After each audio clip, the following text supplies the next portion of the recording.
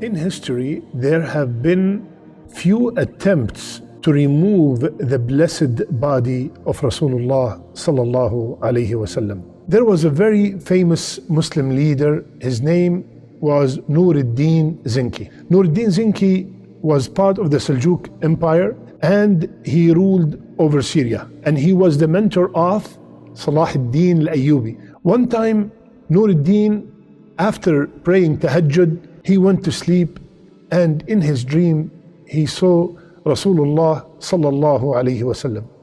And Rasulullah sallallahu alaihi wasallam, in that dream, he pointed out two men with blonde hair, and he told Nuruddin, which his first name is Mahmud, Ya Mahmud, save me from these two men.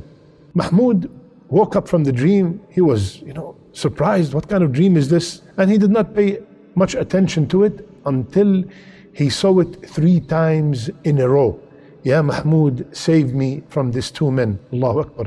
Jamaluddin al-Mawsili advised him to not to tell anyone and to immediately go to Medina. It said it took 16 days to arrive, and when he arrived there, the governor of Medina was surprised because he was not notified that he was coming. He inquired about the trip. Nuruddin informed him why did he make this trip in the middle of the night and without any prior notice. So the governor asked the Sultan if he can recognize the two men he saw in the dream. He confirmed, yes, I can.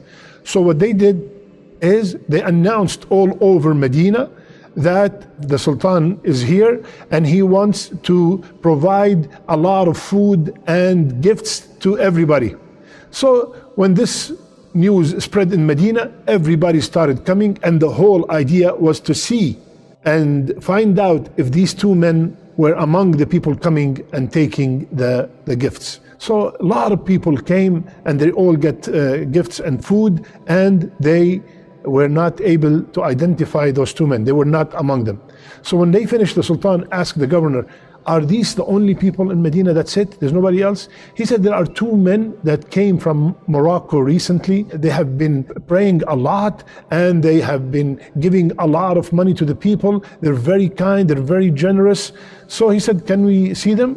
When they walked in, immediately the Sultan, Nuruddin Zinki, recognized that these are the same two men he saw in his dream. So after questioning them, the Sultan, seeing them in the dream, he knew that they are not telling the truth. So he went to their tent and looked, he did not find anything. And then he saw carpet, he took it out, and under it there was a lot of money.